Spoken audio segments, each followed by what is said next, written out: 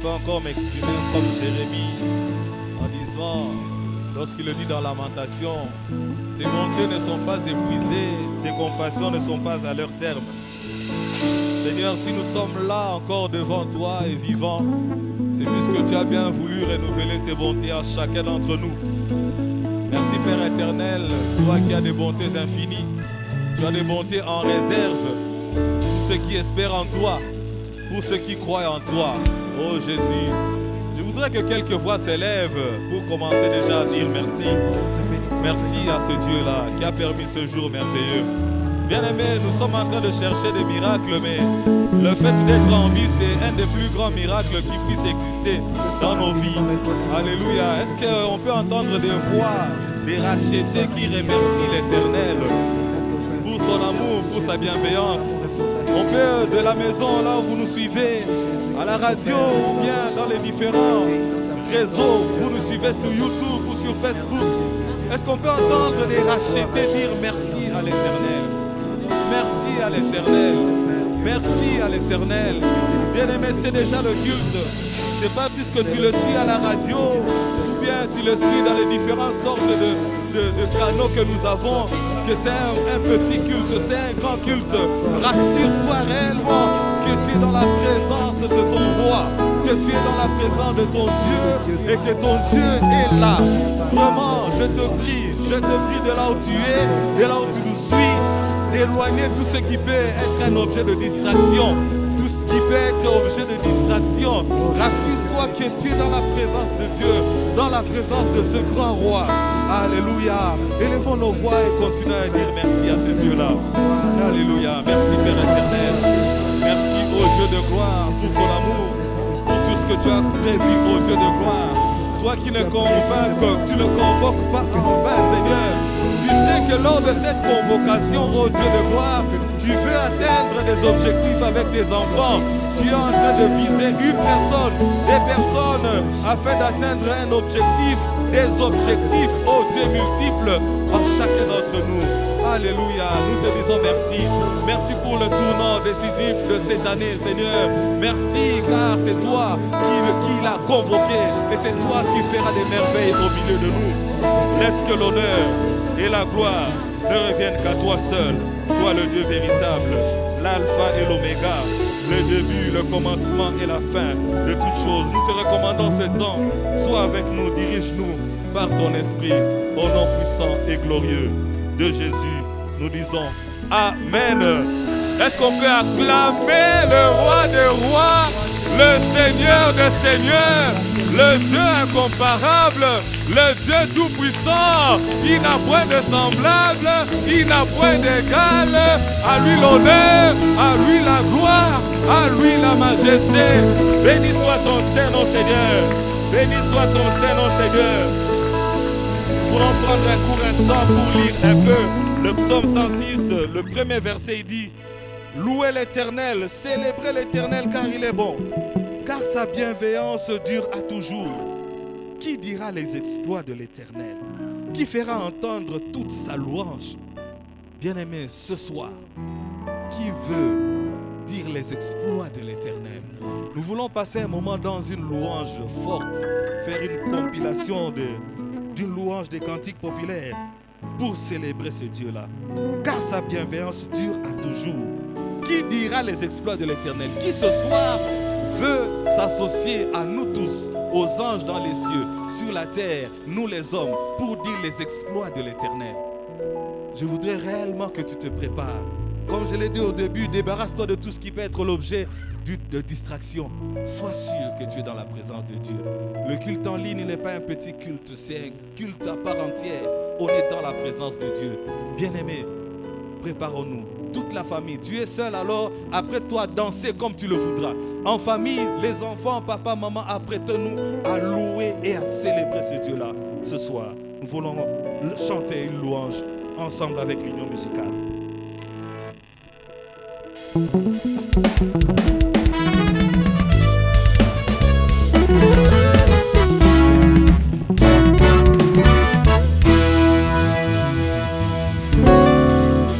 J'étais malade, tu m'as guéri.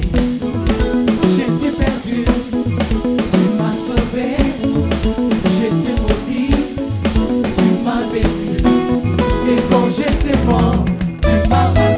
Encore une fois, j'étais malade. J'étais malade, tu m'as guéri. J'étais perdu, Tu m'as sauvé. tu m'as sauvé.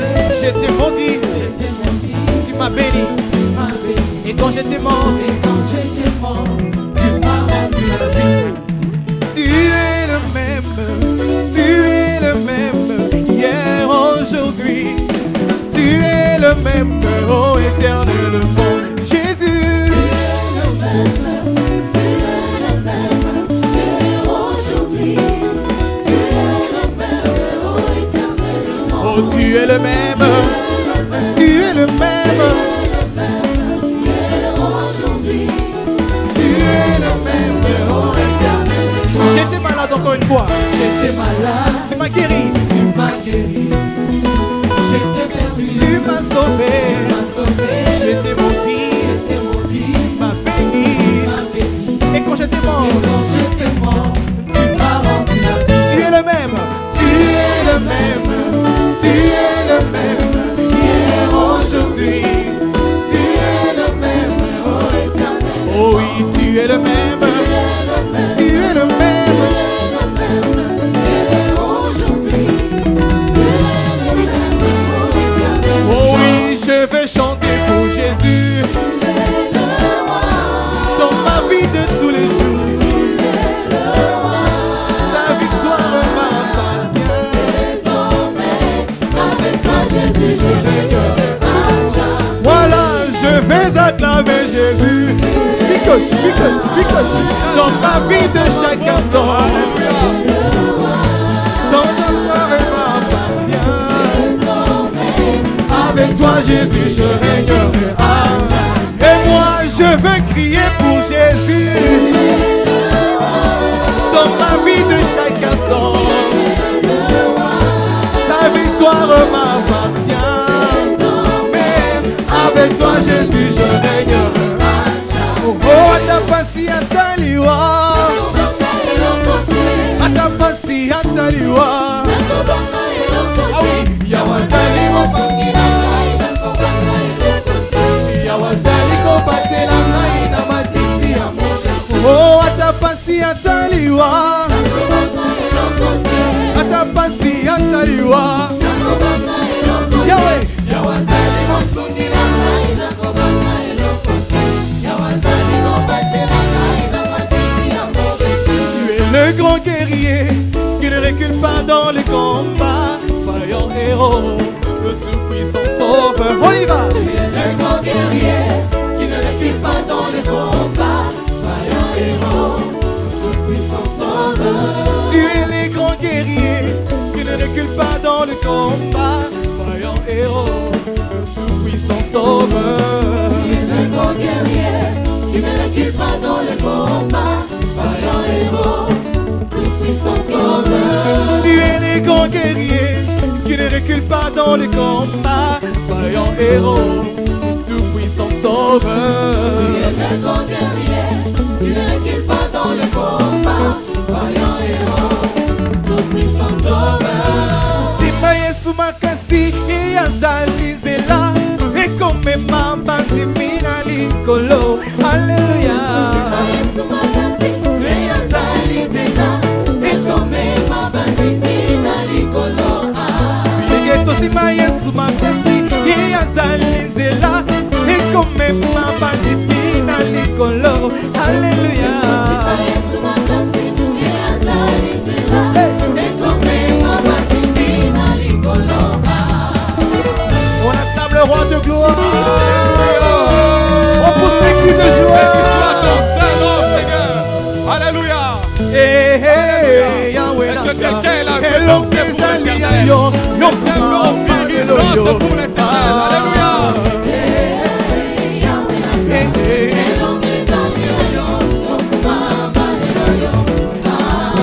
Oh, hey, hey, Yahweh, hello, César, yo, yo, hallelujah.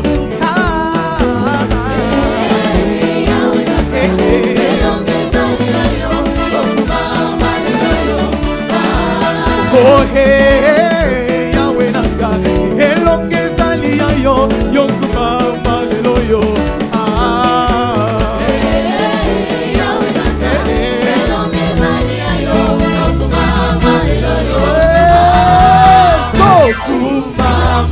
Malelo, Oku Mama,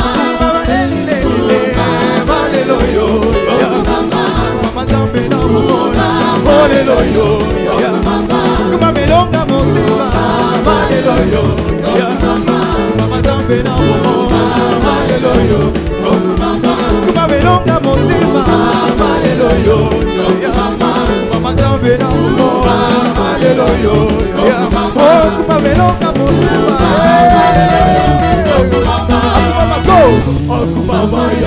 Est-ce que les acclamations des rachetés, on peut écouter les acclamations des rachetés, on peut écouter les acclamations des rachetés.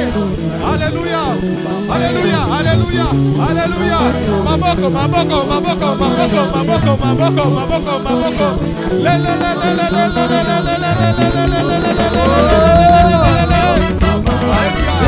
Baba, Baba, Baba, Baba, Baba, Baba, Baba, Baba, Baba, Baba,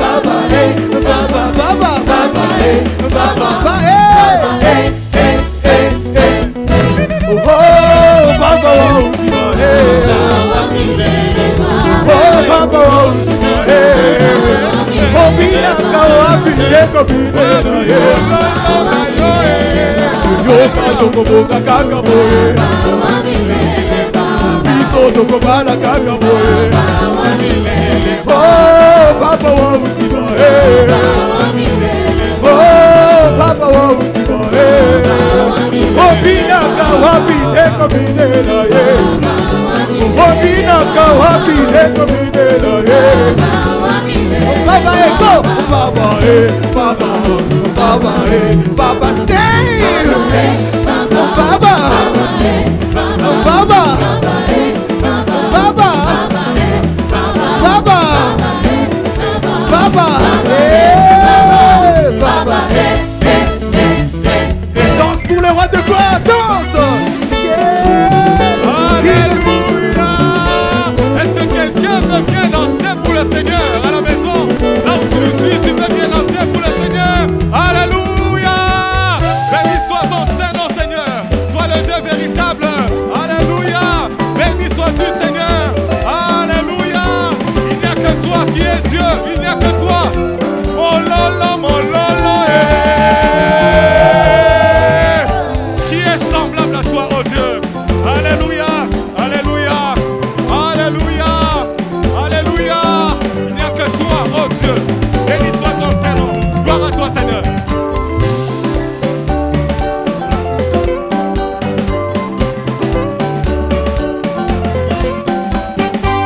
Alléluia. Béni soit ton Saint-Nom. Est-ce qu'il y a des cris de joie pour le Seigneur? Le roi des rois, le Seigneur des seigneurs, l'alpha et l'oméga, le commencement et la fin. Béni soit ton Saint-Nom, Yahweh. Qui est semblable à toi? Qui est comparable à toi, ô Dieu? Qui est semblable à toi, ô Dieu? Qui est semblable à toi, ô Dieu? Le Créateur incréé, c'est bien toi. Le Créateur incréé, c'est bien toi. Ce soir, reçois le fruit de nos lèvres qui confesse ta Seigneurie. Reçois, ô Dieu de gloire, tout ce que tu mérites.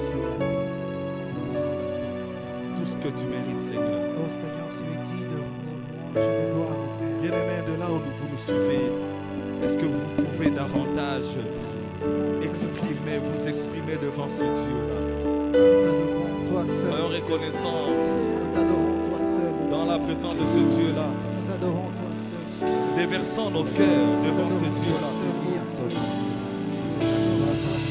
Ah, devant lui, nous avons des raisons d'être dans la joie. Quand on tourne vers lui, le regard honoré au nom de joie. Azuanazanga, Seigneur, je continuerai à te célébrer, à t'adorer. Alléluia. Puisque ma louange et mon adoration n'est pas conditionnée par ce que je reçois. Ma louange et mon adoration, je l'offre parce que toi tu es Dieu, parce que je t'aime. Quelqu'un peut le dire à Dieu. je t'aime, Seigneur. Tu es digne de louange. Alléluia. Alléluia. Alléluia. Alléluia. Alléluia. Nous te donnons la gloire, Seigneur. Nous te donnons la gloire, Seigneur. Nous te donnons la gloire, Seigneur. Nous te donnons la gloire, Seigneur. Nous te donnons, nous te donnons, nous te donnons, nous te donnons. Jésus, oh oui, Jésus, nous te donnons.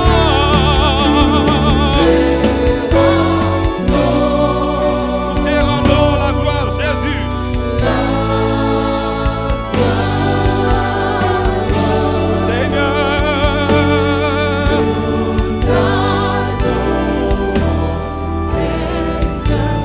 Digne, oh Dieu, tu en es digne, oh Dieu. Voulons le faire en anglais. We give you all, we give you all.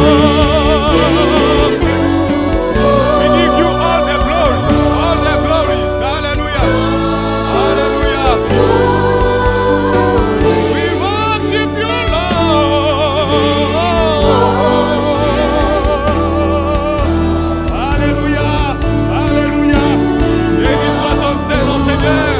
On peut le faire aussi à Lingala. Ton Pessio, ton Pessio. Sio, le Kumuoe,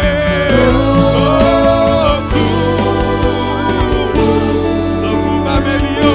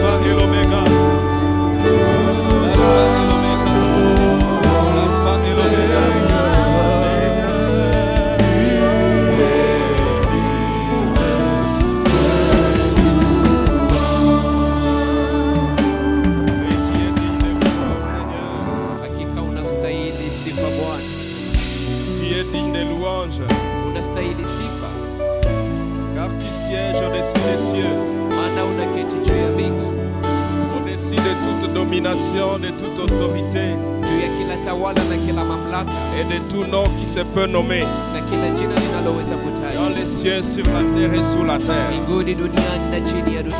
C'est auprès de toi que réside le salut. C'est toi qui as le pouvoir d'affermir et d'agrandir toutes choses. Tu mérites la louange. Tu mérites notre acclamation. Yelele. Yelele. À toi la gloire. Alpha et Omega. À toi la sagesse. À toi l'éclat et la magnificence. À toi le règne. À jamais. À jamais tu seras. À jamais tu seras. L'agneau sur le trône. L'agneau sur le trône. Oh, je fléchis les genoux. Je fléchis les genoux pour t'adorer toi seul. À jamais tu seras. À jamais tu seras. L'agneau sur le trône. L'agneau sur le trône. Fléchis les genoux. Je fléchis les genoux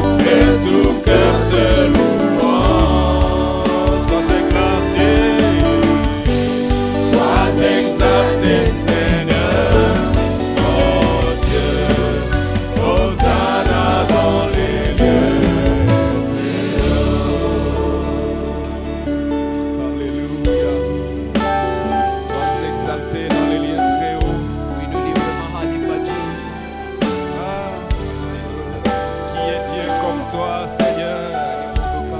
Qui est au-dessus de quoi comme toi? Les hommes se sont levés sur la terre, se sont appelés Dieu. Même leur voiture tombée en panne. Mais toi, tu es Dieu. D'éternité en éternité, tu es Dieu. Toi, tu es Seigneur. Le Seigneur des Seigneurs. Les hommes de la terre se sont dit rois. Ils sont nés, ils sont passés. Ils ont laissé la royauté à leur succession. Mais toi, tu règnes à jamais. Et ton règne est un règne d'équité, de justice. Ton règne est un règne d'amour. Merci Seigneur. Le roi de la terre nous tyrannise. Mais ton joug est léger. Béni soit le roi qui vient au nom du Seigneur. Béni soit le Seigneur des seigneurs. Le roi. Nous t'acclamons. Alléluia. À toi la gloire. Alléluia. Amen. Gloire au Seigneur. Nous vous saluons au nom du Seigneur. Et nous vous aimons de l'amour du Seigneur. Alléluia. Amen. C'est une grande opportunité de se retrouver ensemble pour servir le Seigneur, pour prier, pour chercher sa face. Et ce moment, il ne faut pas le rater. Ce soir, nous voulons encore parler du jeûne et de la prière comme hier, parce que l'Esprit m'a convaincu qu'il faut que nous puissions jeûner et prier. Mais sérieusement. Alléluia. Amina. Alléluia. Il y a de grands avantages Kunakuwa faida kubwa que de jeûner et de prier. wakati tunaomba na kufunga. Et ce soir du 5e jour, Na jioni ya leo ya siku ya 5, je crois que tu es en jeûne et prière. naamini uko ndani ya mafungo na maombi. Peut-être tu viens de prendre ton léger. Sasa moja umemaliza kuchukua chakula chako ndogo Alors ya il faut jioni. que ce soit vraiment du léger. Sasa naomba kabisa iwe chakula ndogo. Nous allons comprendre ces choses et nous allons nous exercer. Tutaelewa mambo haya na tutakuwa tukijizoelesha. Alléluia. Amina. Alors avant de partager la parole, Sasa mbele ya kuchangia neno, tu peux prendre ton offrande unaweza kuchukua sadaka yako et nous allons donner cela au na Seigneur. tutaimpatia Bwana. Prions ensemble et prends ton offrande Chukua sadaka yako et présente-la à Dieu. na uende ukaimu. Seigneur, voici notre offrande. Bwana, tazama sadaka yetu. De tout notre Ni cœur, kwa moyo wetu wote nous te l'apportons avec joie. tunaikuletea na furaha. Tu nous as tant aimés. Umetupenda sana. Nous étions informes. Tulikuwa hatuna Nous umo, n'avions rien. hatukukuwa na kitu, Mais toi, Seigneur, lakini wewe Bwana tu t'es fait pauvre afin de nous enrichir. umejifanya maskini ili tutajirishe.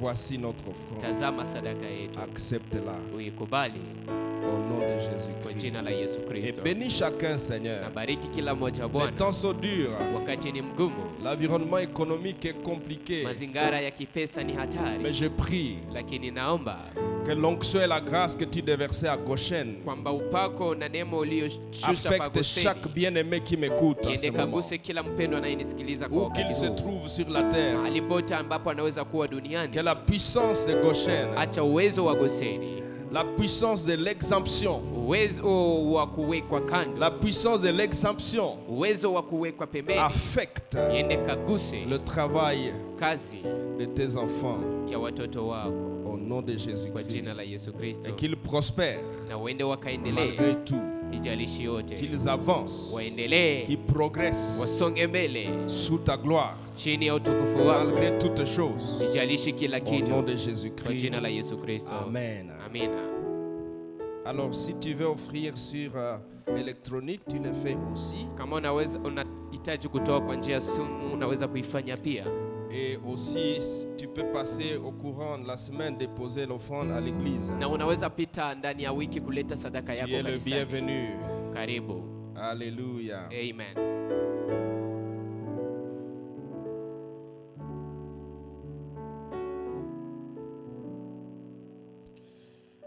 Alors notre thème, Sasa mada yetu, mon serviteur montera. mtumishi wangu atapanda.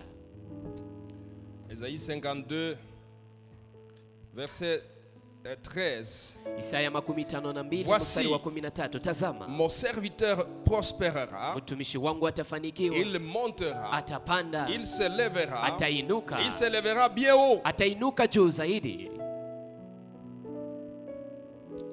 Il s'agit de Jésus-Christ. Hapa ni Yesu Kristo, Et Jésus-Christ a été pour nous le modèle du jeûne et de la prière. na Yesu Kristo amekuwa mfano kwetu kwa ajili ya mafungo na maombi. Il pouvait se lever tôt le matin pour aller dans un lieu désert pour prier. Alikuwa na amka asubuhi kwa kuenda ndani ya mahali pa Il jangwa kwa pouvait ajili faire ya 40 kuomba. jours et 40 nuits dans le désert en train de jeûner et de prier. Angepaswa kufanya siku 40 usiku na mchana ndani ya jangwa Lui, akiomba na le Fils de kufunga. Dieu, Yeye mwana wa Mungu, lui venu du ciel, yeye aliyetokea mbinguni, a compris qu'il fallait jeûner. alielewa ya kwamba iliomba kufunga, Et il enseignait à ses disciples de jeûner. na akawafundisha wanafunzi wake kufunga. Et le jeûne, Na mafungo c'est quelque chose en fait qui plaît à Dieu. inakuwa ni kitu kinachomfurahisha Mungu. Vous savez, frères et sœurs, Unajua ndugu il na existe dans dada, les Écritures ndani ya maandiko plusieurs choses que l'Éternel désire que nous fassions, vitu vingi ambavyo Bwana mais anahitaji il ne nous les tufanye, demande pas expressement. lakini ambavyo havituombe kwa Il ne mkazo. nous demande pas ces choses-là expressement. Hatuombe vitu hivyo kwa mkazo. Pourquoi? Sababu gani? Parce que les choses qui plaisent à Dieu, Sababu vitu vinavyomfurahisha au plus Mungu haut point, juu sana ce sont les choses que nous faisons ni vitu ambavyo sans tunavifanya que Dieu nous les demande. bila kwamba Mungu kutuomba navyo. Alléluia. Amen. Les choses qui plaisent à Dieu au plus haut point, Vitu c'est vinavyomfurahisha ce Mungu que nous sana faisons pour lui, ni vile sans qu'il tunavyomfanyia nous ait pas demandé. bila yeye kutuomba kuvifanya. C'est-à-dire nous exerçons notre libre arbitre Ni kusema tunatumia uamuzi wetu huru pour comprendre avec bienséance et Kwa amour ji- pour Dieu kwa ajili ya kuelewa pamoja na uzuri na upendo kwa ajili ya Mungu, que si je fais ceci, Dieu va être content. ya kwamba nikifanya hiki Mungu atafurahi. J'ai appris que Dieu aime ce genre de choses. Nimejifunza kwamba Mungu anahitaji, anapenda vitu kama na hivi. Alors comme c'est mon Dieu, Na jinsi ni Mungu mon wangu, cher créateur, jinsi ni muumbaji wangu mon ninayempenda, cher sauveur, jinsi ni mwokozi wangu moi ninayempenda, de mon côté, mimi sasa kwa je mambo prends yangu l'initiative ninachukua uanzilishi de poser des actes ya kufanya vitendo de bienséance et d'amour envers lui. vizuri na vya upendo kwa ajili yake. Écoutez, frères et sœurs, Nisikilize nous ne ndugu na sommes pas dada, sur la terre hatuko duniani pour juste nous servir. kwa ajili tu ya kujitumikia. Je dois me marier, Napaswa je dois kufunga construire ndoa, ma maison, napaswa je kujenga dois nyumba yangu, voyager, napaswa je dois safiri, aller en vacances. napaswa enda Je- ndani ya likizo. Pensons aussi à qu'est-ce que je peux faire pour Dieu. Tufikirie nini twaweza kufanya kwa ajili ya Mungu, Qu'est-ce que je fais pour mon Créateur. nini namfanyia muumbaji wangu. Nous avons dit la fois passée Wakati uliopita que parmi tulisema les choses qui empêchent les gens d'évoluer, ya kwamba miongoni mwa vitu vinavyowazuiza watu kuendelea c'est que leurs cœurs sont maladivement attachés aux choses de la terre. ni kwamba mioyo zao zinakuwa zinaambatana sana na vitu vya dunia kama vile wagonjwa. L'attachement maladif aux choses de la terre. Inakuwa kama vile kuambatana ya kugonjwa na vitu vya Frères dunia. et sœurs, Ndugu na tu as dada, besoin de unahitaji considérer Dieu. uone Mungu, C'est ton Créateur. maana yeye ndiye Et puis muumbaji il a le wako. dernier mot sur ton Na ni existence. yeye ndiye ana neno Que la tu le mwisho veuilles juu ou ya pas. maisha yako. S'il veut retirer upende son ama hapana. souffle de ce corps-là, Akitaka kuondoa pumzi Il yake le ndani ya retire. mwili huu, anaiondoa. et c'est fini pour toi. Na mambo imekwisha kwa ajili yako.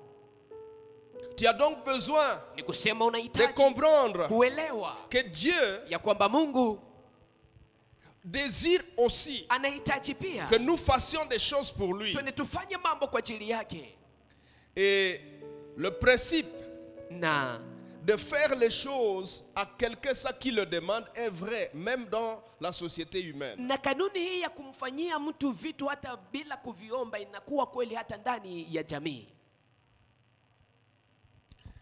Il est très agréable Inakuwa ya kupendeza sana à notre épouse, kwa à notre mari, kwa mke wetu ama mume à wetu, nos enfants, kwa watoto wetu, l'acte de bienveillance hii tendo nzuri, ou de bienséance tendo nzuri que nous posons ambalo tunalitenda sans que notre épouse nous le demande. bila kwamba mke wako kukuiomba. N'est-ce pas vrai?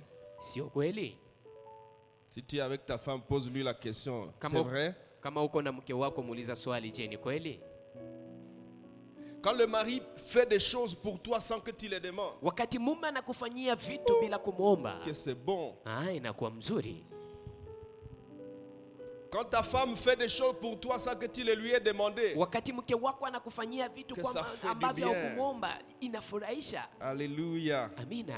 C'est pourquoi il est écrit aussi dans Acte 20, 35, il y a Ndio plus de maana. bonheur à donner qu'à recevoir. Na ndio maana inaandikwa ndani ya Matendo ya Mitume 20:35 ya kwamba ni furaha Il kubwa n'est sana pas kupana agréable, kuliko frère, kupokea. Haipendeze ndugu Que na Dieu dada te dise, kwamba Mungu mon akuambie, fils, allez, jeûne. mwanangu funga, Alors tu jeûnes. na sasa unafunga. C'est pas agréable. Haipendeze.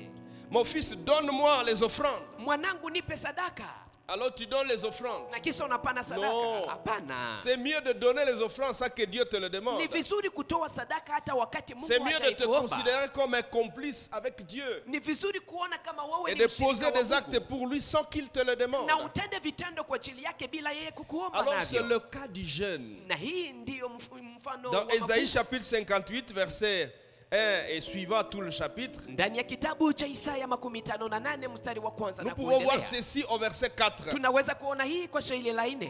B, il est écrit, Sehemu ya pili vous ne imeandikwa, jeûnez pas comme le veut ce jour, hamufunge kama hii siku inavyohitaji, pour que votre voix soit entendue en haut. ili kwamba sauti yenu isikilikane huko juu. Eh. Donc si nous jeûnons, Ni kusema kama notre tunafunga, voix sera entendue en haut. sauti yetu tasikilikana juu. Qui a besoin que sa voix soit entendue durant cette saison de tournant décisif? Nani ambaye anahitaji kwamba sauti yake isikilikane ndani ya kipindi hiki huko juu? Est-ce que tu es là? Je, uko hapo? Tu veux que ta voix soit entendue en haut? Unahitaji sauti yako isikilikane huko juu? Dieu se plaint. Mungu Il dit, vous anakuwa ne jeûnez pas comme le veut ce jour, anakuwa akisema pour hamufunge kama que vile votre hii siku voix soit inahitaji, entendue en haut. ili kwamba sauti yenu isikilikane mbinguni. Regardez au verset 5. Anatazama kwenye shairi la 5, Dieu dit, est-ce là le jeûne auquel je prends plaisir? na Mungu anasema, je, Ah bon? hiyo ndio mafungo Donc, ninayoifurahia? Seigneur, il t'arrive de prendre plaisir aussi. Ndi kusema Bwana, dit, na wewe oui, nakufikia kwamba Je unafurahi. prends plaisir au Ndio jeûne. anasema ndio nafurahia Mais ce n'est pas le mafungo, genre de jeûne que vous faites. lakini haiko hii aina mafungo Les jeûnes mnayoifanya, avec négligence, mafungo na avec kudharau, complaisance, mafungo ya vous kujifurahisha, blaguez ya avec votre kucheza, jeûne. mnacheza na mafungo yenu. Non, non, non, non. Hapana, C'est pas comme ça. sio hivyo.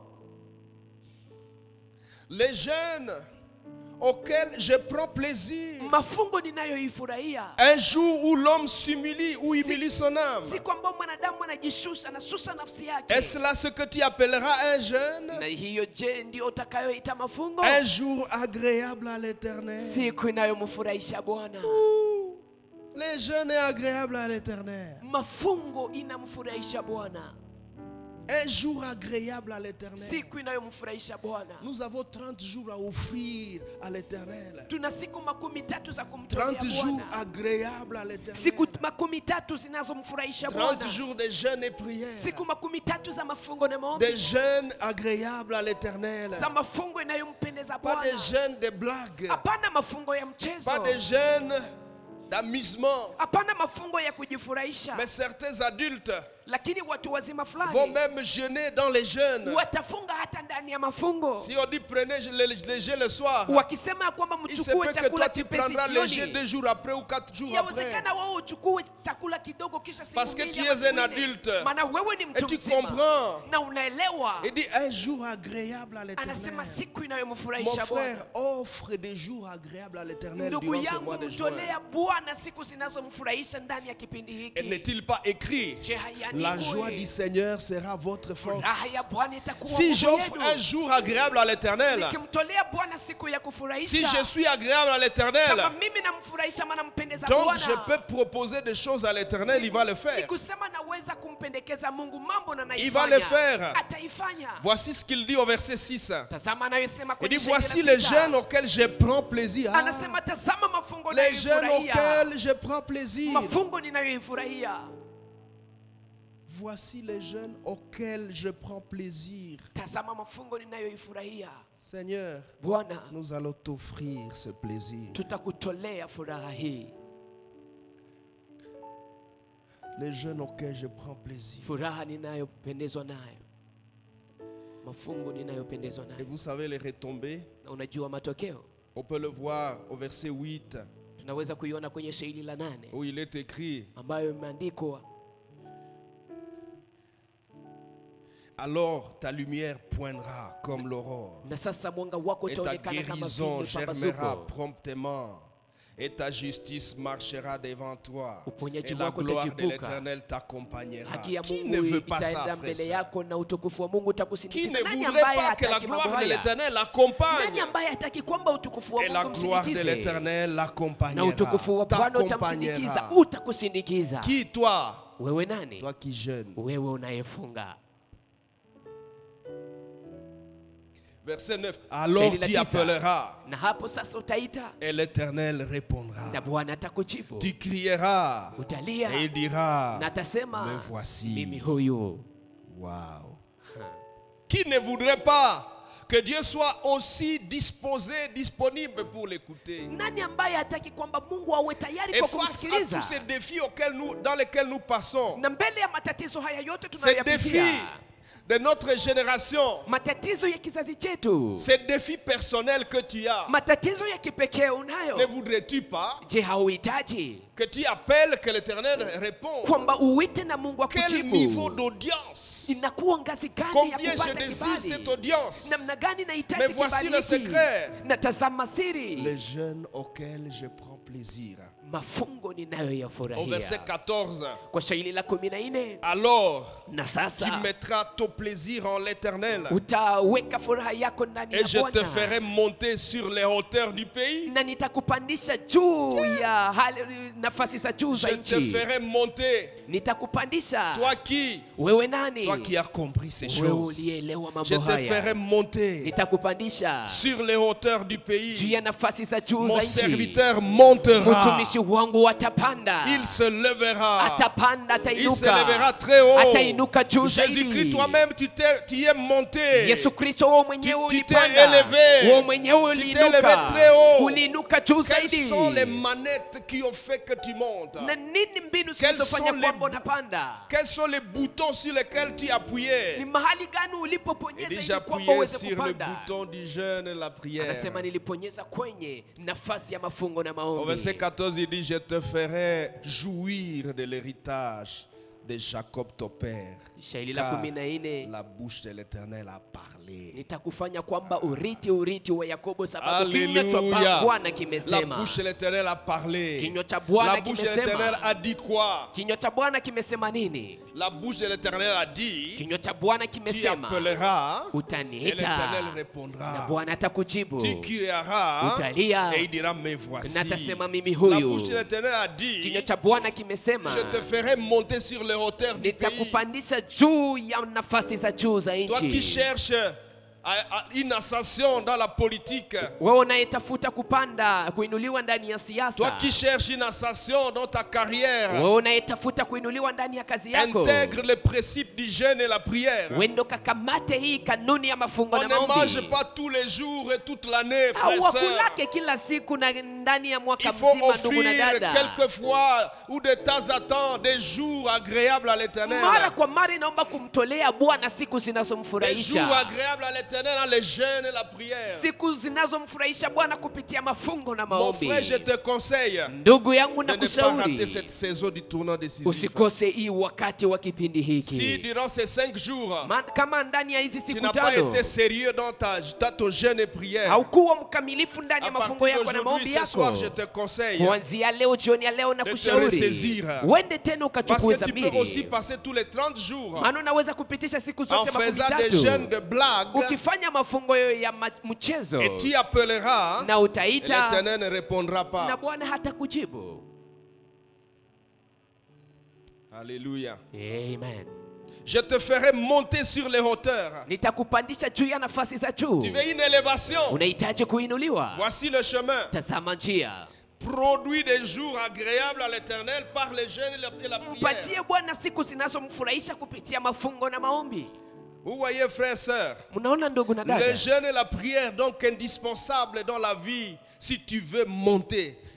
Mafungo na maombi ni ya muhimu sana maishani kama unahitaji Si tu veux kupanda. progresser Kama unahitaji kusonga mbele dans les hauteurs de la gloire, ndani ya nafasi za quel juu que za soit les utukufu. domaines où tu te trouves, Hijalishi uwanja ambamo uko est-ce ndani. qu'un homme d'affaires peut gêner Je, mfanyabiashara pour que anaweza ses kufunga affaires marchent? ili kwamba biashara yake iendelee? Ou il doit passer tout ce temps devant les beefsteaks et manger 5 fois par jour? Ama kila wakati Parce qu'il y a anapaswa kuwa mbele ya suffisamment chakula d'argent qu'il faut nono consommer.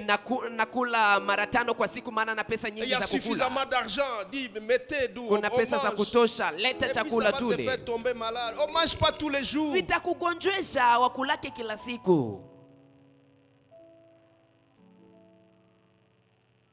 Tu peux gêner pour tes affaires, Unaweza kufunga kwa ajili ya biashara pour yako, briser les obstacles, kwa ajili ya kuvunja vitisho, pour détruire les attaques du diable, kwa ajili ya kuharibu mashambulizi ya pour faire adui, monter tes shetani. affaires. Kwa ajili ya kupandisha Tu biashara peux yako. gêner. On ne gêne pas seulement Unaweza kufunga. pour les choses spirituelles. Hawafungake tu juu ya vitu vya On peut kiroho. gêner pour la nation. Unaweza kufunga kwa ajili ya nchi. Il est écrit dans ce verset, Imeandikwa ndani ya je te shairi ferai hili. monter sur les hauteurs du pays. Imeandikwa nitakupandisha juu ya nafasi za juu za On peut nchi. gêner pour une nation. Unaweza kufunga kwa ajili ya Tu peux nchi. gêner pour ton pays là où tu te Unaweza kufunga trouves. kwa ajili ya nchi yako mahali ulipo. Alléluia. Amina. Alléluia. Amina. Dans Daniel chapitre 9 verset 3, il est écrit, Ndani ya Danieli 9 vous mstari wa savez 3 Daniel, imeandikwa.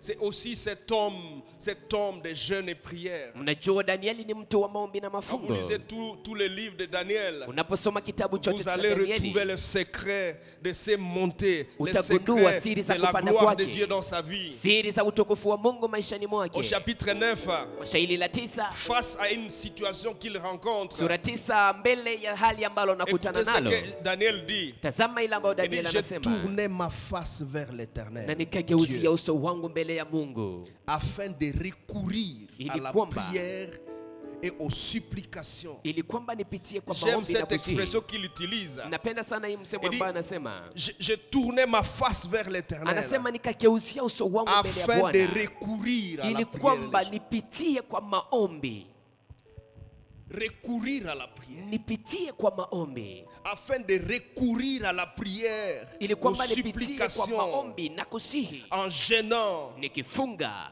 en priant nikiomba sur le sac et la cendre. kwenye gunia na Je majivu, recours à la prière. nakimbilia kwa Frère, quand maombi. tu rencontres des défis dans ta vie, Mpendo, unapokutana Tu recours à quoi? na matatizo maishani Tu mwako, tournes ta face unakimbilia où? wapi? Unageuzia uso wako wapi? Daniel, Danieli, l'un des héros de la prière, mojawapo wa shujaa wa mais maombi, l'un des héros des grandes victoires dans la Bible, mojawapo wa mashujaa ya ushindi mkubwa ndani ya des Biblia, victoires nationales. ushindi wa Un kitaifa. jour, Daniel a posé un acte Siku moja Danieli akafanya kitendo et il est entré dans la fosse au lion. na kaingia ndani ya tundu la simba. Alléluia. Amina.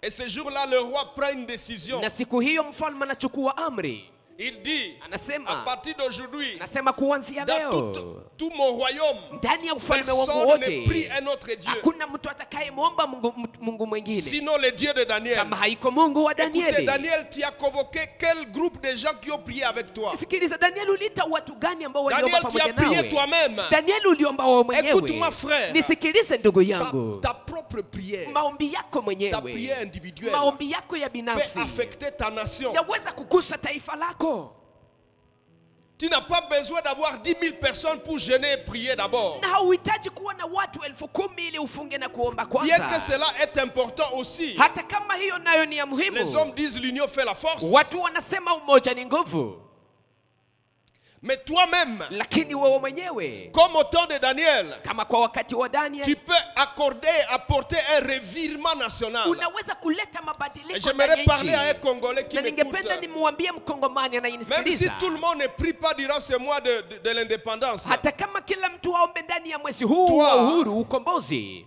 fais comme Daniel. wewe ufanya kama J'ai Danieli, tourné ma face vers l'éternel nikageuzia uso wangu mbele ya pour Bwana recourir ili kwamba nikimbilie pour recourir. ili kwamba nikimbilie, Pour recourir. ili kwamba Dites avec nikimbilie. moi, pour Sema pamoja recourir à nami la ili kwamba prière et le jeûne. nikimbilie kwa maombi na mafungo. Dites avec moi, pour recourir. Sema pamoja nami ili Et retiens nikimbilie. définitivement ce vocabulaire. Nashika sana Pour hii msemo, recourir. ili kwamba nikimbilie. Je vais recourir Nitakimbilia à la prière. kwa maombi, Pas au talisman. hapana kwa irizi, Pas à la rébellion. hapana kwa uasi, Pas aux guerres dans les brousses. hapana kwa vita ndani ya pori, Pas à la méchanceté. hapana kwa uovu, Pas pour tuer les autres. hapana kwa ajili ya kuwaua Quand tu wengine. fais face à un problème, Unapokuwa mbele ya shida, tout n'est pas ta face. usigeuzie uso Vers les wako armes. mbele ya silaha Pour égorger ton ennemi. kwa ajili ya kumchinja adui Tourne yako, ta face vers lakini l'éternel. geuzia uso wako mbele ya Pour Bwana recourir Mungu, à la prière ili et le kwamba jeûne. ukimbilie kwa maombi na Le Dieu mafungo. des cieux Mungu wa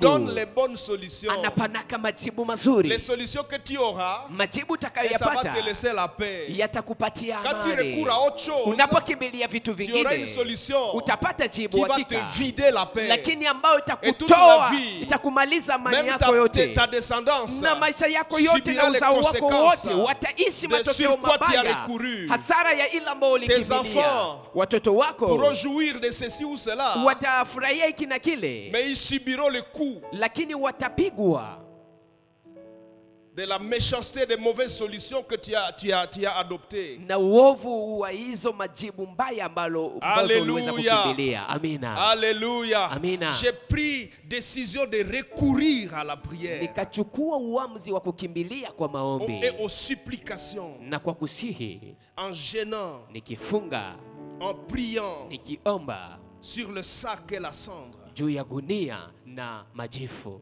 Alléluia. Amina. Vous savez, Mnajua Jésus dit Yesu à anasema ses apôtres kwa watume wake dans Matthieu 17, verset 21, ndani ya Mathayo 17 mstari wa 21, il dit ce genre de démons anasema mapepo ne kama sortent que par haya la prière et le jeûne. yanaondokaka tu wakati wa mafungo na maombi.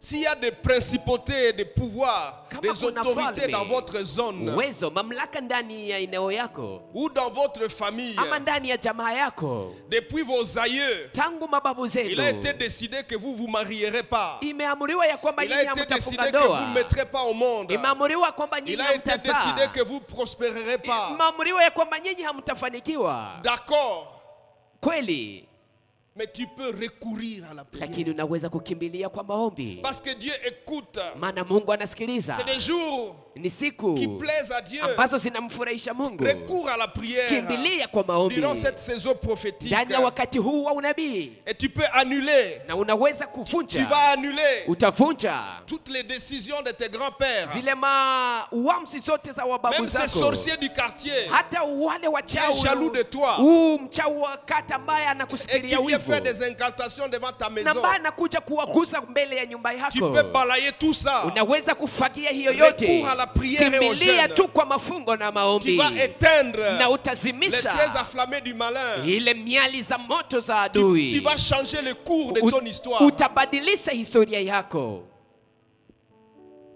Alléluia. Amina. Ton histoire peut changer. Historia yako yaweza kubadilika.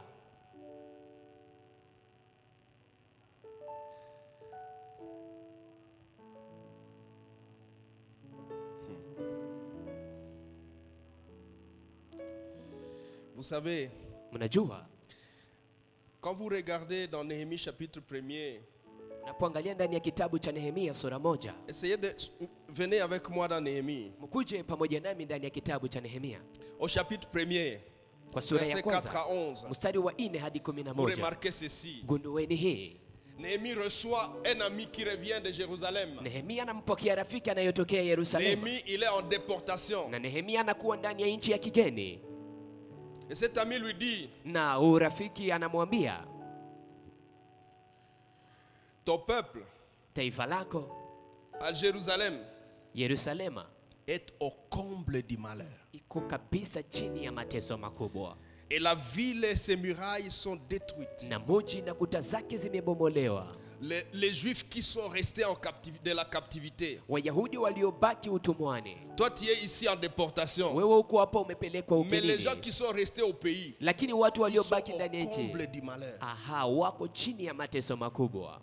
Écoutez, Au Sikiliza verset 4, kwa shairi la la 4 réaction de Néhémie. matokeo jibu ya Nehemia. Néhémie, il dit, Nehemia anasema, lorsque j'entendis ces choses, wakati nilisikiliza mambo haya je m'assis, nikaketi, je pleurais, nikalia je fus plusieurs jours na nikafanya siku nyingi dans la désolation. ndani ya kuungua. J'ai jeûné, Nilikuwa je nikifunga, priais devant les dieux des nikiomba cieux. mbele ya Mungu wa mbingu. Lorsque tu apprends les choses dans Wa- les médias, Wakati dans les unagundua Facebook, vitu dans ndani ya les mitandao, réseaux sociaux, Facebook, tu kwenye apprends des mitandao choses sur ton fulani, pays. mambo juu ya nchi yako, Comme Néhémie qui reçoit des nouvelles. kama vile Nehemia ambaye anapokea habari. Qu'est-ce que tu fais? Wewe unafanya Tu nini? rigoles. Unacheka. Néhémie pleure. Nehemia analia. Comment nous réagissons Namna gani sisi lorsque nous tunajibu voyons l'église wakati tunaona kanisa bloquée? ambalo linafungwa? Vous n'irez pas à l'église. Hamtenda Et kanisani. voici, ça fait 2 ou 3 mois. Na tazama sasa imekuwa miezi 2, miezi Qu'est-ce que 3. nous faisons? Twafanya nini? Qu'est-ce que nous ressentons? Sisi nini tunasikiliza ndani mwetu?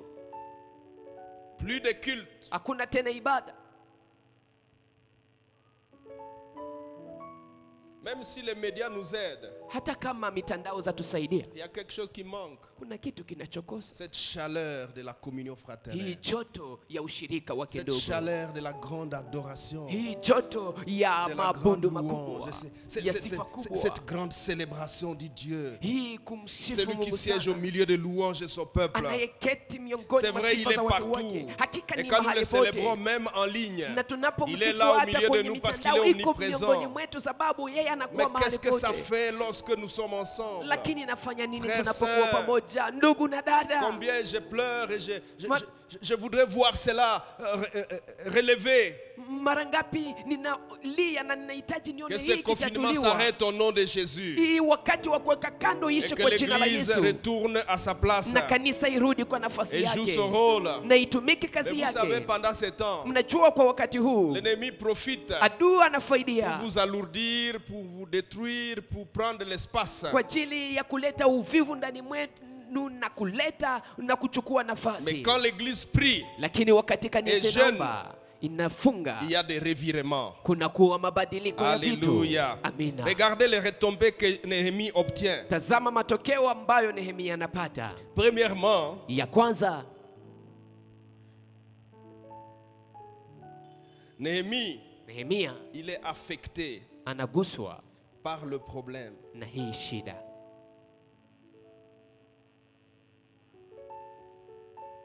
Mais Néhémie, deuxièmement, Lakini ya pili, Nehemia il fait comme Daniel. anafanya kama Danieli, Il recourt à la prière et au jeûne. anakimbilia kwa mafungo na Il dit, j'ai maombi. jeûné, je priais, Anasema, j'ai resté longtemps dans la désolation. Nilifunga, niliomba, nilibaki siku nyingi nikiungua Et moyoni. lorsque le roi lui pose la question, Na mfalme anapomuuliza il dit, swali, mais qu'est-ce qui se passe, Néhémie? anamwambia nini inapitikana Nehemia?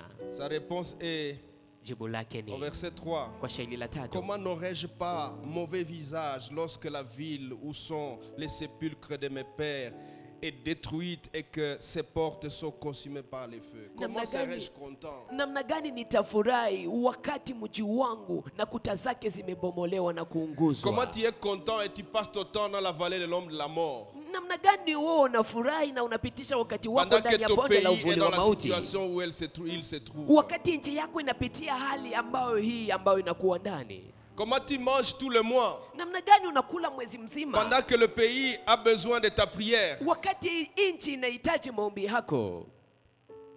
Néhémie dit au roi, comment Nehemia anamwambia aurais-je mfalme, un visage agréable? namna gani nitakuwa na sura inayofurahi? Quelle ardeur! Ni kuungua maoni ya namna gani? Néhémie comprend qu'il y a un problème. Nehemia anaelewa ya kwamba kuna Néhémie shida. comprend qu'il y a une solution là en haut. Nehemia anaelewa ya kwamba kuna jibu huko Et juu. il sait comment on accède. Na anajua namna gani unafikia Néhémie huko. sait comment on monte là en haut Nehemia anajua namna gani unapanda huko pour juu revenir avec des solutions. ili ukuje na majibu. Non seulement solutions personnelles. Hapana, majibu tu ya kipekee. Dans toute cette prière, Ndani ya maombi haya yote, Néhémie ne dit pas au roi, Nehemia mwombe mfalme, achète-moi un cheval, je vais rentrer avec chez nous. uninunulie farasi nitarudia nayo kwetu, Construis-moi une maison. ama unijengee Comme ma nyumba, maison à Jérusalem est détruite. sababu nyumba yangu Yerusalemu Néhémie a imebomolewa. le fardeau de sa nation. Lakini Nehemia na mzigo Peuple ya taifa congolais, lake. Enyi Je Wakongomani, t'invite à prendre conscience na walika mchukue et avoir zamiri pitié de ta nation na uende ukasikilie huruma et de taifa pouvoir yako, travailler na uende en ukatumike recourant à la prière et les jeûnes. ukikimbilia kwa maombi na Il y a des grandes mafungo. retombées qui vont suivre. Kuna matokeo makubwa yatakayofuata. Il recourt à la prière. Anakimbilia kwa Son maombi. cœur est ardent. Moyo wako unaungua, Son cœur ardent. moyo wako Le conduit à la unaungua prière et na les jeûnes. unamwongoza kwa maombi na mafungo, Et Dieu agit. na Mungu anatenda. Regardez comment Dieu agit. Tazama namna gani Mungu anatenda. Dieu touche le roi. Mungu anamgusa Un roi mfalme, païen mfalme mpagani à Babylone. Babiloni, Et ce roi na mfalme huyo dit à Néhémie, anamwambia Qu'est-ce que tu Nehemia, unahitaji nini? et le roi païen Na mfalme mpagani finance anasapoti le voyage kifedha et les safari réparations na matengenezo des murs de Jérusalem. ya makuta za Yerusalema. Il finance les voyages. Anasapoti hii safari Il met à la disposition de Néhémie na anampatia Nehemia, un escorte militaire. anampatia kikosi cha waskari watakaomsindikiza. Il est écrit les chefs de l'armée Imeandikwa wakubwa wa et des jeshi cavaliers na wale wapanda sont farasi mis à la portée de Néhémie wakawekwa mbele ya pour rentrer à Nehemia Jérusalem. kwa ajili ya kurudi Mais quel Yerusalema. est ton intérêt, oh Lakini roi? faida yako ni gani mfalme? Il y a des choses qui se sont passées, je ne comprends Kuna pas. vitu ambavyo vimepitikana na mimi D'où sielewi. sont venues ces choses qui se sont passées? Vitu hivyo vilivyopitikana vimetokea Je wapi? sens que je dois appuyer cette chose. Nasikia kwamba napaswa Qui t'a kusaidia, dit napaswa d'appuyer sapoti ça? hii kitu. Nani amekwambia Il kwamba y a inaomba quelque chose qui s'est kusapoti? passé en secret. Kuna kitu ambacho Un homme kimepitikana a ndani ya recouru siri. au jeûne et à la Kuna prière. mtu ambaye amekimbilia kwa mafungo Et na le maombi, cœur de roi était incliné, il est écrit. na moyo wa mfalme uliweza Le cœur de kupengamishwa. roi, c'est un courant dans sa main, il incline comme il veut. Na Biblia inasema kwamba mioyo za wafalme ni kama maji, vijito vya maji mikononi mwa Mungu, na Hallelujah. anavipengamisha mahali anapotaka. Amina, Alléluia. amina. Les cœurs de roi, frères, Mioyo ya wafalme peuvent ndugu être inclinés zinapaswa kugeuzwa par les jeûnes et la prière. kupitia mafungo na J'aimerais maombi. dire à quelqu'un, Ningependa nimwambie peut-être mtu, tu es une autorité. sasa moja, wewe ni mwenye mamlaka, Fais gaffe, fanya angalisho, parce qu'il suffit que l'église prie maana inaomba tu kanisa ombe et des choses vont changer. na vitu vitabadilika. J'aimerais dire à quelqu'un qui m'écoute ce soir, Ningependa nimwambie mtu anayenisikiliza jioni ya leo, les choses des nations ne se dirigent pas seulement au parlement ou à la présidence ou ailleurs. vitu vya taifa haviongozewe tu kwenye bunge ama kwenye uraisi, Elles se dirigent aussi à genoux, vinaongozewa pia kupitia magoti, même par un être inconnu que vous ne connaissez pas, hata kupitia mtu ambaye haumjui, qui est dans un coin quelque part. ambaye yuko nafasi Je fulani ne sais pas kwenye s'il se pembe cache dans un fulani. carton en train de jeûner et prier. Sijui kama anajificha ndani ya box na iko Et le naomba, trône de Dieu na kiti cha enzi cha Mungu va incliner les choses, itaweza kugeuza mambo, va changer l'histoire. itageuza historia, Parce qu'un homme a compris. sababu kuna mtu Et ambaye il a ameelewa recouru à la prière na et au jeûne kakimbilia kwa mafungo na pour maombi aller devant le trône kwa de ajili Dieu ya kwenda suprême. mbele ya kiti cha enzi cha C'est Mungu que les aliye erreurs juu. que les hommes font, Makosa ambayo wanadamu wanafanya c'est que quand ils accèdent à un certain pouvoir, ni kwamba wanapofikia kwenye mamlaka ils ont fulani l'impression que ce sont eux qui deviennent des dieux suprêmes. wanaanza kufikiria ya kwamba wao ndio wamegeuka wa Je Mungu, te conseille de changer d'avis. na kushauri ubadilishe hali hiyo, Tu n'es pas suprême. maana wewe si mkubwa kuliko Mungu.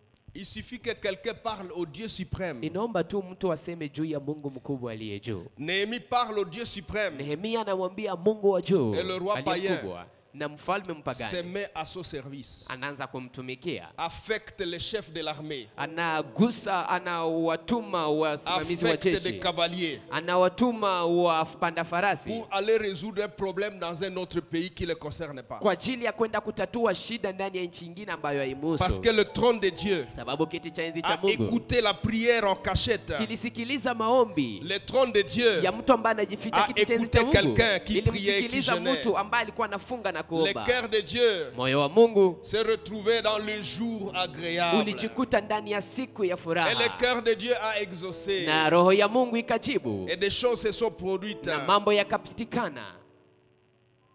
Le roi donne à Néhémie Mfalme anampatia des Nehemia. lettres au gouverneur. Partout il va passer à un gouverneur. Le roi Anampatia donne mabarua za kuwapatia maliwali wote pour que mahali le gouverneur atakapopita, mette les choses à son service. ili kwamba maliwali waweke vitu vitakavyomtumikia. Le roi donne Mfalme des lettres anapana mabarua Nehemia. kwa Nehemia pour les gardes forestiers, kwa ajili ya wale walinzi wa mapori, pour qu'ils lui procurent le bois ili kwamba wampatie miti pour aller réparer la ville. kwa ajili ya kwenda kutengeneza mji. Alléluia. Amina. Ça n'a pas été facile, Haikukuwa la rahisi mission de Néhémie.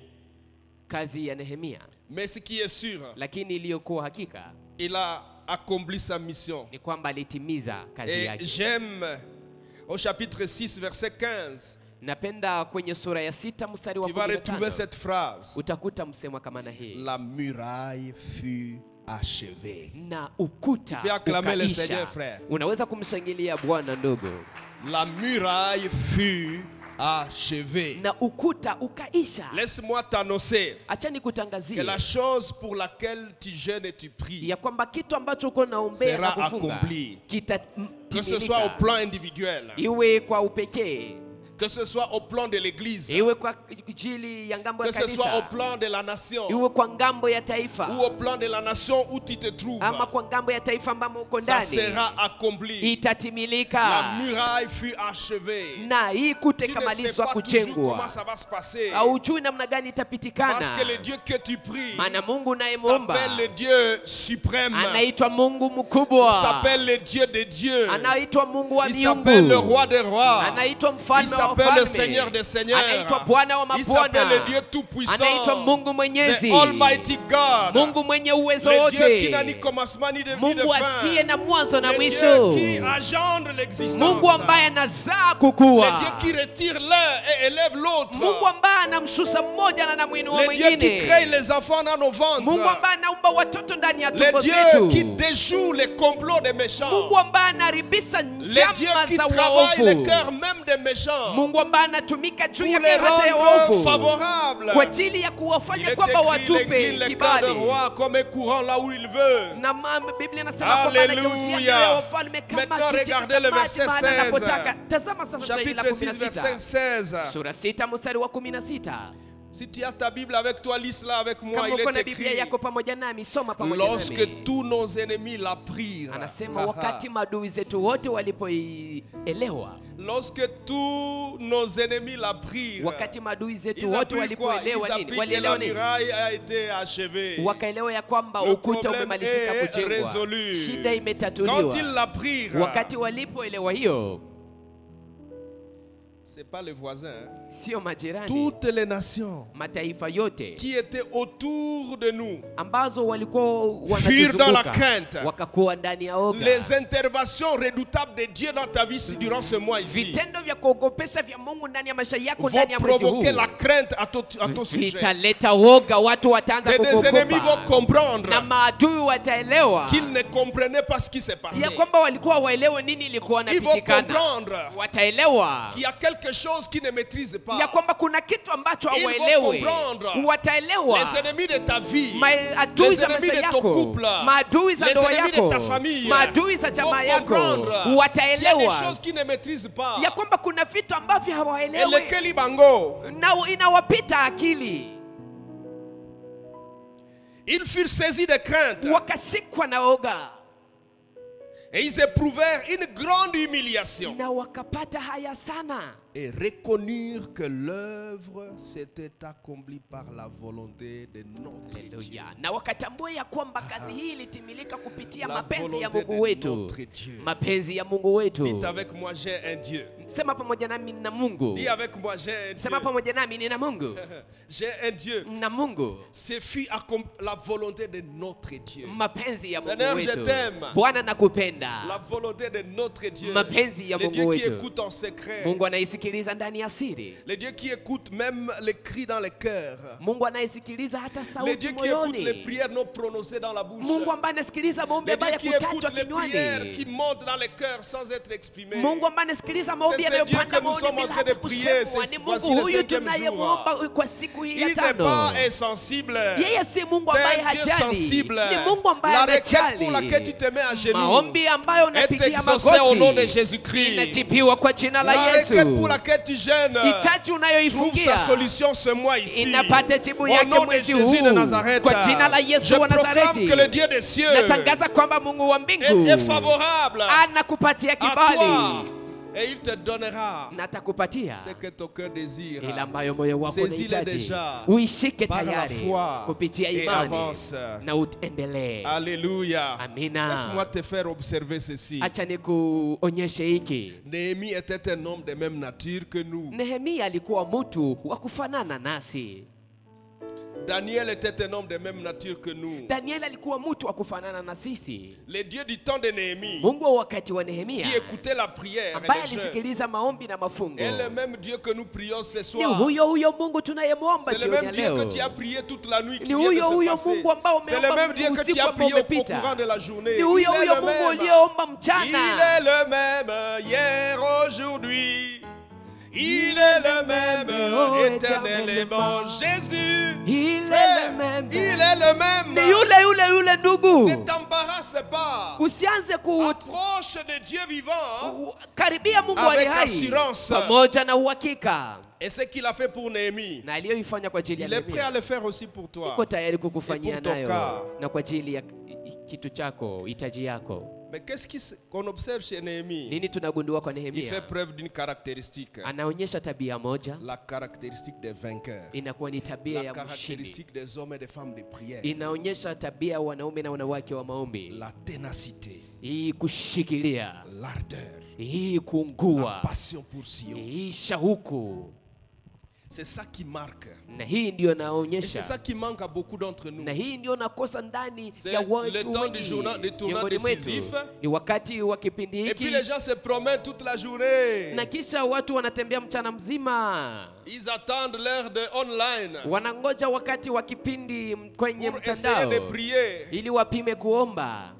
Pasteur, conduis la prière. Mchungaji, ongoza maombi, Dis-nous quoi prier. utuambie tutaombea Frère. nini. Ndugu, Ça, ce sont les caractéristiques des gens qui ne sont jamais exaucés. hizi ni tabia za watu ambao hawajibi wake. Certains attendent Watu mmoja que le wanangoja pasteur fasse des proclamations. kwamba mchungaji Et des décrets. aanze Et qui kutamka se mettent à maneno ya dire, kinabii, aanze Je kusema reçois. Tu napokea. attends que le pasteur dise recevez. Unangoja mchungaji Mes aseme sœurs. pokea. Ndugu na dada, Ça, ce sont les enfants qui attendent les bonbons. hawa ni watoto ndio Les wanayongoja vainqueurs, vitu vya Faut sukari, comme Daniel. lakini watu les gens washindi qui vont wanafanya laisser kama un impact Danieli. sur la terre. Watu ambao wataacha ushawishi Faut comme duniani Nehemie, faut wanafanya comme kama Nehemia, Daniel. wanafanya kama Danieli, Ils tournent leur face vers le wanageuzia uso wao kwa pour mbele ya Mungu recourir ili aux kwamba jeunes, à la prière, ili kwamba aux wakimbilie supplications. kwa maombi, Ils mafungo, tournent leur face kwa vers kusii, l'Éternel. wanageuzia Ils uso wao s'amusent mbele ya pas. Mungu, hawachezi. Même lorsque tu es au travail, Hata wakati uko ton kazini, cœur est en prière. moyo wako uko ndani ya Ton cœur maombi, est ardent moyo wako devant unaungua le trône. mbele ya Et kiti tu cha enzi invoques cha Dieu Mungu na unamwita Mungu sans rien dire. bila kusema hata Ton kitu. cœur parle. Moyo wako Ton unasema, esprit parle. roho yako inasema. Paul dit, Paulo je anasema, prierai par l'esprit. nitaomba kwa Je roho, prierai aussi par nitaomba pia l'intelligence. kupitia Si tu akili. es en train de faire quelque chose au bureau, Kama uko nafanya kitu ton kwa esprit kwenye peut en kazi, train de te parler, roho yako inaweza en train kuwa de iko parler à nasema, Yahweh. iko namwambia Et tu es en train de Yawe, jeûner. na uko Et tu es nafunga, sérieux avec na ton uko Dieu. mkamilifu pamoja et na ta Mungu, réponse ne na tardera jibu pas. lako Et le halitakawa, trône de Dieu na ne kiti te cha enzi cha résistera Mungu pas. hakitakosa kukujibu. Si tu m'écoutes, dis Amen. Kama unanisikiliza sema amina. Alléluia. Amen. Un cœur ardent. Moyo unayoungua. Jean 2,17, le zèle de ta maison me dévore. Ndani ya Yohana 2:17 Biblia inasema ya kwamba Je bidii veux ya voir nyumba la yako gloire de Dieu unaungua dans sa moyoni maison. mwangu. Nahitaji nione utukufu wa Je Mungu veux voir nyumbani la gloire de Dieu mwake. descendre dans l'église. Nahitaji nione utukufu wa Je Mungu veux voir la ukishuka gloire de Dieu kanisani. descendre dans le pays. Nahitaji nione Je utukufu wa veux Mungu voir la ukishuka gloire ndani de ya Dieu nchi. descendre dans ma famille. Nahitaji nione utukufu wa Mungu Je veux ukishuka voir ndani ya la gloire jamaa de Dieu descendre dans yangu. mon quartier. Nahitaji nione Il y a utukufu des wa Mungu sorciers qui ukishuka ndani ya naviguent kata à gauche, à yangu. droite. Kuna wachawi familles wanaotembea démocratiques kushoto kuume, quartier ne dorment pas. na majamaa za kata Je yetu recours à la wasilale, prière. nakimbilia Et kwa j'arrête la maombi bêtise. na nasimamisha Et hii les sorciers ne vont madhara, plus venir na dans le wachawi quartier. hawatakuja tena Écoutez, ndani ya frères et kata. sœurs, Sikiliza ndugu tu na ne mesures dada, pas. wewe haupime, Tu ne mesures pas la capacité qui est en toi. haujaona ile uwezo ulio ndani mwako. Si la prière d'un individu Kama maombi ya mtu peut mmoja affecter une nation, inaweza kugusa taifa moja, qu'est-ce qu'un quartier? Qu'est-ce qu'une kata ni ville? nini, mji ni nini, Qu'est-ce qu'une province? jimbo ni nini? Tes prières ce soir Maombi yako jioni ya peuvent leo affecter yanaweza kugusa des grandes montagnes milima mikubwa que tu perçois dans ta vie, ambayo unaiona que maishani tu perçois mwako, dans l'église, ambayo unaiona que tu kanisani, perçois dans le pays, ambayo unaiona ndani ya que tu nchi, perçois dans notre génération. ambayo unaiona ndani ya kizazi Ta prière chetu. peut affecter Maombi yako yaweza cette kugusa affaire de Covid hii kitu cha avec COVID les esprits qui sont derrière pamoja na roho zilizo nyuma et les hommes qui sont na derrière. watu walio nyuma. Ta prière peut affecter ça. Maombi yako unaweza Tu n'as pas kuigusa. besoin d'être 5 personnes. Hauhitaji muwe watu Toi-même. tano, wewe mwenyewe. Alléluia. Amen.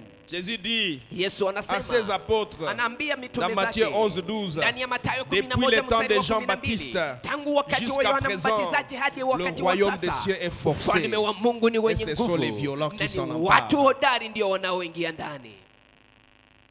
Jésus attend encore jeune homme, 12 ans. Yesu angali kijana miaka 12, Il dit à ses parents, na naambia wazazi au wake temple, kwenye hekalo, ne saviez-vous pas qu'il faut je que je mulikuwa m'occupe des affaires hamujui de ya mon kwamba père? iliomba nishughulikie kazi za Les baba affaires de mon yangu, père. kazi za baba Laisse-moi yangu. te dire, Acha pendant que tu nikuambie, te lèves là où tu es, wakati lève-toi, uko nous commençons nasimama la mahali prière. ulipo, tunaanza maombi, Nous commençons la prière. tunaanza maombi, Nous commençons la prière. tunaanza maombi. Mon frère et ma soeur, Ndugu yangu na dada tu vas yangu, prier avec moi. Lève-toi. utaomba pamoja nami, Tu simama, vas prier avec moi. utaomba pamoja nami. Nous allons commencer par la première requête individuelle. Tutaanzia kwenye hitaji la Les kwanza, requêtes hitaji qui la nous kipekee, concernent. hitaji zinazotuhusu. Nous allons encore prier comme hier Tutaomba tena kama pour jana demander à Dieu ili de kumwambia Mungu répandre l'esprit de grâce et de aenda supplication. kasihirishe roho wa neema Tu vas dire, na Seigneur, na maombezi. Utamwambia Active Bwana, la prière en moi. wendo kalete maombi ndani Tu vas dire, mwangu, Seigneur, wendo kaambie réveille Bwana, la prière dans wendo mon cœur. kaamshe maombi moyoni Tu vas dire, oh mwangu. Dieu, Utasema Viens Mungu, à moi. kuja ndani mwangu, Chauffe-moi. wende ukanichamshe, Embrasse-moi. wende Par la vie de ukanichamshe prière. kupitia maisha Prie ya avec maombi. moi, dites Omba avec pamoja moi. nami. Seigneur mon Dieu, Sema Bwana Mungu wangu, je veux prier. nahitaji kuomba. J'ai été négligent jusqu'ici. Nimekuwa mtu wa kudharau hadi sasa, soir,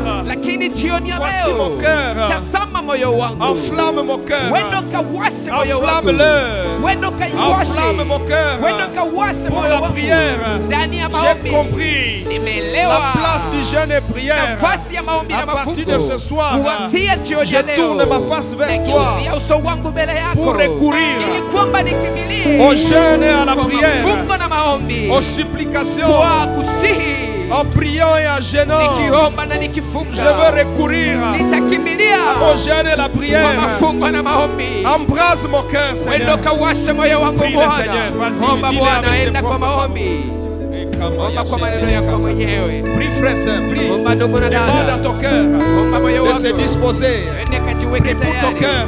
ambia moyo wako, Demande la grâce de Dieu sur toi. omba neema ya Mungu juu Quelque yako. chose doit changer dans ta Kuna kitu ambacho génération. sharti Tu kibadilike peux ndani ya arrêter les kizazi chako. misères de ta famille. Unahitaji Il suffit umalize mateso ya que jamaa ton cœur yako. change. Inaomba tu Il moyo wako suffit ubadilike. que ton Inaomba cœur s'embrasse. moyo wako Le umbue jeûne et la prière. ndani ya mafungo na Et tous maombi. ces dossiers de ta famille Na hizi kesi zote seront za jamaa affectés yako maintenant. zitaguswa Ce mois ne sasa. finira pas. Mwezi hii Que les haitaisha sorciers de ta famille ambapo t'aient lâché. wachawi wa jamaa Ils yako vont te watakuacha, lâcher. wanapaswa Ils vont kukuacha, te lâcher. Ce watakuacha. mois ne finira pas. Mwezi hii Que la haitakwisha. montagne qui est dans ton foyer Mlima ulio ndani ya ne jamaa tombe. yako Ce mois haitaanguka. ne finira pas. Mwezi huu Que tes hautaisha. entrailles soient nettoyées. Matumbo yako Et que tu ailles yatasafishwa. conçu tes enfants. Utapata Ce watoto mois ne wako. finira pas. Mwezi huu Parce que hautaisha. tu recours à la prière et au Sababu jeûne. unakimbilia Tu kwa recours à la maombi. prière Unakimbilia avec kwa maombi. conscience. Pamoja na À dhamiri. partir de maintenant, Kuanzia je sasa, recours à la prière. nakimbilia kwa maombi. Prie le Seigneur. Omba Bwana ndugu.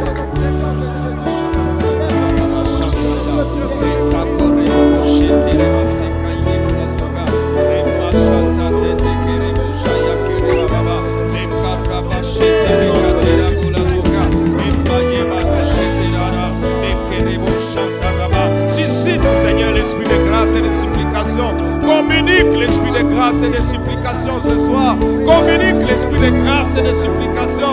Communique l'esprit de grâce et de supplication. Communique l'esprit de grâce. Demande l'esprit de grâce et de supplication. Communique l'esprit de grâce et de supplication. Communique l'esprit de grâce et de supplication. Oh Saint-Esprit, travaille. Saint-Esprit, nous t'attendons. Saint-Esprit, fais le travail. Saint-Esprit, embrasse quelqu'un. Saint-Esprit, révolutionne maintenant. Saint-Esprit, allume le feu dans les cœurs. Saint-Esprit, communique l'ardeur. Communique l'ardeur dans les cœurs. Communique l'ardeur, Seigneur. Nous devons changer, Yahweh. Nous devons changer. Les temps sont mauvais. Les temps sont graves. Les temps sont graves. Et le monde est en train de s'écrouler. Et les choses s'écroulent autour de nous. Oh Dieu, nous voulons prier. Oh Dieu, nous voulons prier. S'il te plaît, Yahweh, embrasse un cœur ce soir. Communique le fardeau ce soir. Communique le fardeau ce soir. Donne à quelqu'un de tourner sa face vers toi. Donne à quelqu'un d'incliner son cœur vers toi. Donne à quelqu'un de recourir. Donne à quelqu'un de commencer à recourir à la prière et au jeûne. Donne à quelqu'un de recourir à la prière. Allume ton feu dans nos cœurs, Seigneur. Allume ton feu dans nos cœurs, Seigneur.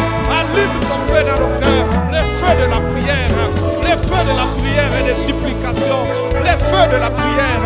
L'ardeur, oh Seigneur, de voir l'objectif atteint. L'ardeur, Seigneur, de Sion. L'ardeur pour Sion. Oh Dieu, le zèle de ta maison. Que le zèle de ta maison nous dévore. Que le zèle de ta maison nous dévore, Seigneur.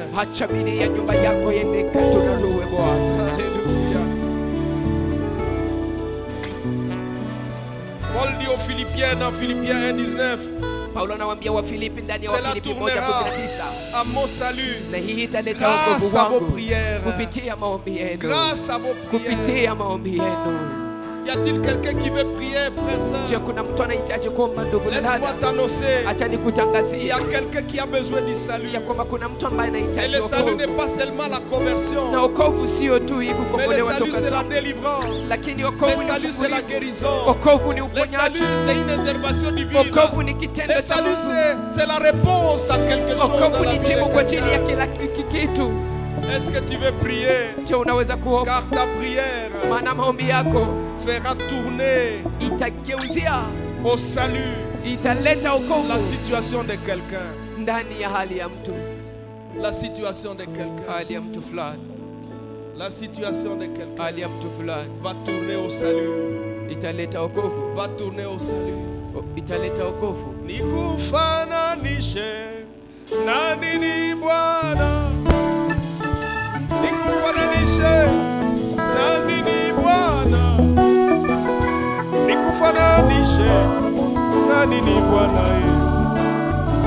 Akute wewe Bwana. Nikufananishe na nani Bwana? Nikufananishe Commence à na considérer les nani capacités de Dieu que Bwana? tu pries. Anza kuona uwezo wa Mungu. Nikufananishe Commence à na considérer nani que nous prions les Bwana? dieux Anza tout-puissants. kuona tena kama Mungu mwenye uwezo. Nikufananishe na nani Bwana? Nikufananishe na nani Bwana? Nikufananishe na nani Bwana? Akumbe wewe hafanani. Oh, nikufananishe na nani Bwana? Nikufananishe na nani Bwana? Nikufananishe na nani Bwana? Akumbe wewe hafanani. Nous voulons prier. Tu vas prier avec moi. Tunatamani kuomba, tuomba pamoja nami. Nous voulons prier. Tunatamani kuomba Et dire Seigneur, faites pour moi. na kusema Bwana Comme unifanyie tu avais fait pour Sarah durant cette saison. kama ulivyomfanyia Sara kwa ndani ya Il wakati est huu. écrit dans Genèse 21:1. Imeandikwa ndani ya kitabu cha Mwanzo L'Éternel 21 se mstari wa souvint de kwanza. ce qu'il avait dit à Sarah. Na Bwana akakumbuka aliyomwambia Et Sara, l'Éternel accomplit pour Sarah Na Bwana akatimiza kwa ajili ce ya qu'il Sara avait promis. ile ambayo alikuwa Je reprends. amemwahidi. Narudia. L'Éternel se souvint Na Bwana akakumbuka ce qu'il avait dit à Sarah. ile ambayo alimwambia Sara. Et l'Éternel accomplit Na Bwana akatimiza pour Sarah kwa ajili ya Sara ce qu'il avait promis. ile ambayo alimwahidia. Laisse-moi te dire, Acha nikuambie, l'Éternel va se souvenir Bwana Mungu de ce atakumbuka qu'il t'avait dit. ile ambayo alikuambia Et il va accomplir na atatimiza ce qu'il t'avait promis. ile ambayo alikuahidi. Maintenant, prie avec moi. Sasa omba pamoja Dites, nami. Seigneur mon Dieu, Sema Bwana Mungu tu m'as wangu, déjà beaucoup dit. umeshaniambia mambo mengi, Ça fait des années imekuwa que miaka, j'attends cette chose. lakini ngali nangoja kitu hiki, Je l'attends, Seigneur. ningali nalingoja Bwana. Tu avais fait pour Sarah. Ulimfanyia Sara, Tu étais le Dieu d'Abraham. ulikuwa Mungu wa Abrahamu. Abraham est mon père. Abrahamu ni baba yangu, Et tu es mon Dieu. na wewe ni Mungu wangu Par Jésus-Christ. kupitia Yesu Tu es Kristo. mon Dieu. Wewe ni Mungu wangu. Oh Yahweh. Yahweh, Yahweh. Yahweh, Ce soir, jioni ya je te leo prie. ninakuomba Accomplis pour moi wendo katimize ce kwa que ajili tu avais yangu promis. ila ambayo uliahidi. Va-t'en à la prière. Twende ndani ya maombi. Tu veux te mettre à genoux, va à genoux. Unaweza kupiga Dans les magoti kama supplications. unataka. Ingia ndani ya Va à maombi. genoux si tu veux marcher, marche. Piga magoti kama unahitaji L'Éternel a kutembea, accompli pour tembea. Sarah Bwana ce qu'il avait accompli, akafanya, ce qu'il avait dit.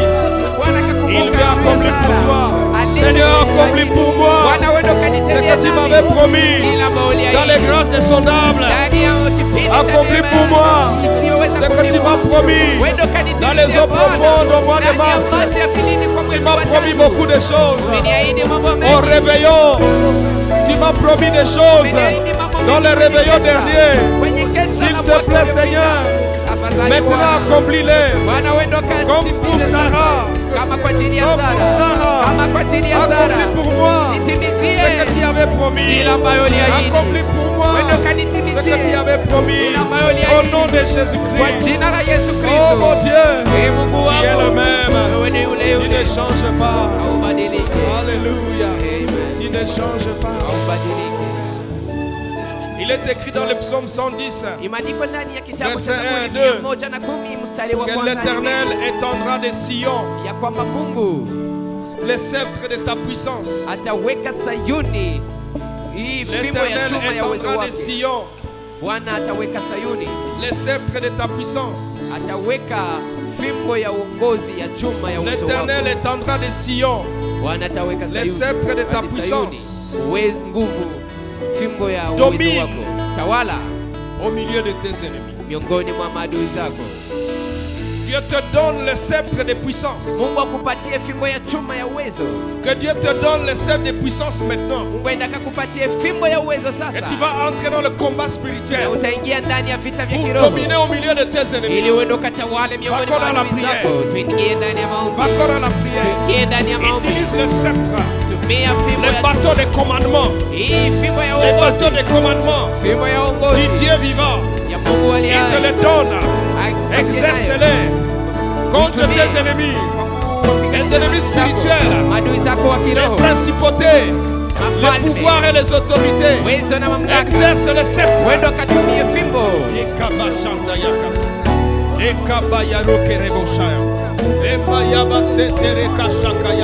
Quelqu'un prie, quelqu'un prie. Kuna mtu anaomba, kuna mtu anaomba, Quelqu'un prie le Seigneur. kuna mtu anamwomba Quelqu'un Bwana, prie le Seigneur. kuna mtu anamwomba Bwana. Ekayabashetereko, Izakayababosha, Eriakondaberiabasaka, Inakayakarababa, Entereboshaka.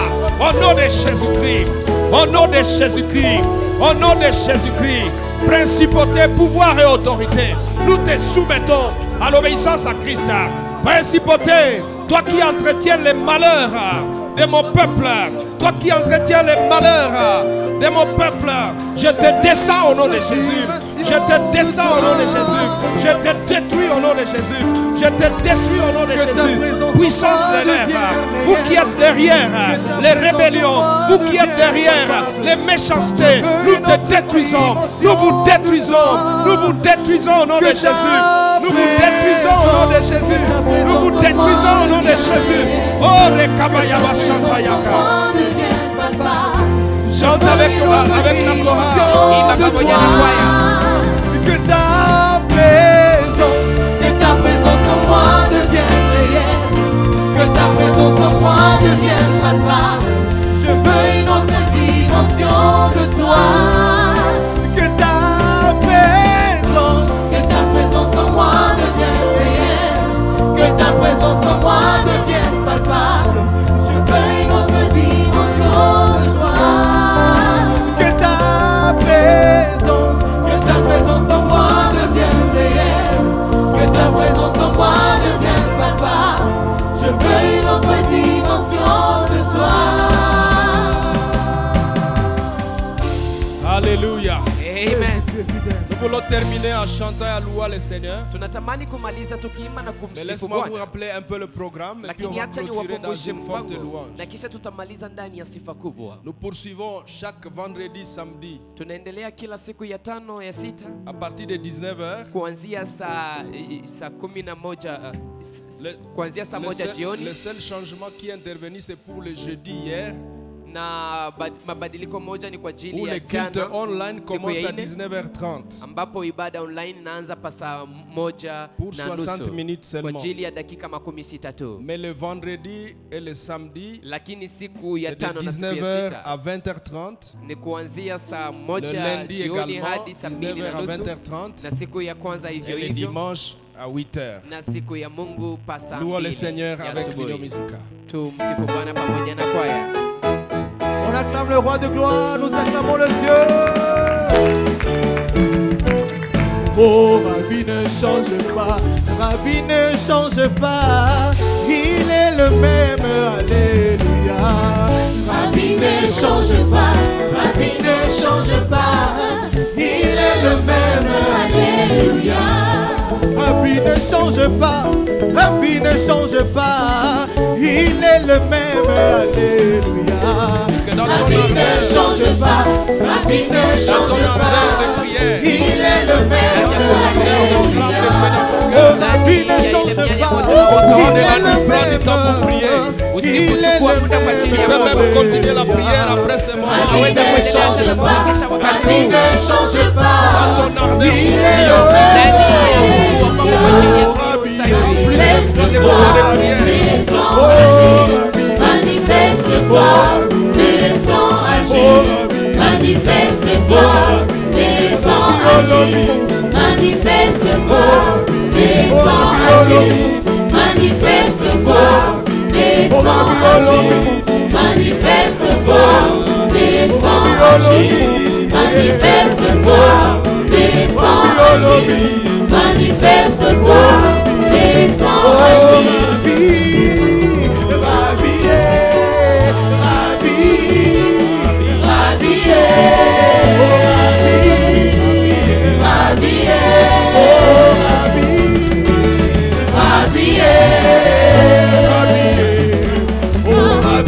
Descends, agis, manifeste-toi, descends, agis, manifeste-toi, descends, agis, manifeste-toi, descends, agis, manifeste-toi, descends, agis, manifeste-toi, descends, agis, manifeste-toi, descends, agis, manifeste-toi, descends, agis.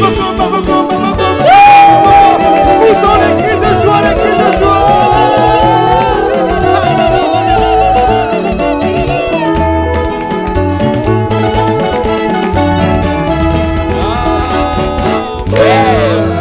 Acclame le Seigneur. Shangilia Bwana. Que Dieu nous